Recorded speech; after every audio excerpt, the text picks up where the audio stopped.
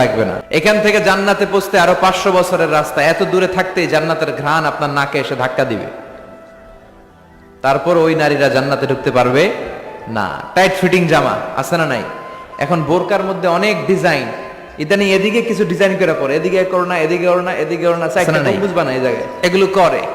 তো এগুলো করলে তার পর্দার চেয়ে তার সৌন্দর্যের প্রকাশ আরো বেশি হয়ে যায়। এরপরে বিশ্বনবী নিষেধ করেছেন, ঝাঁঝালো পারফিউম দিয়ে বেরোতে নিষেধ করেছেন। আমার বোনেরা, নিজেদেরকে ক্লিন রাখবেন, পরিচ্ছন্ন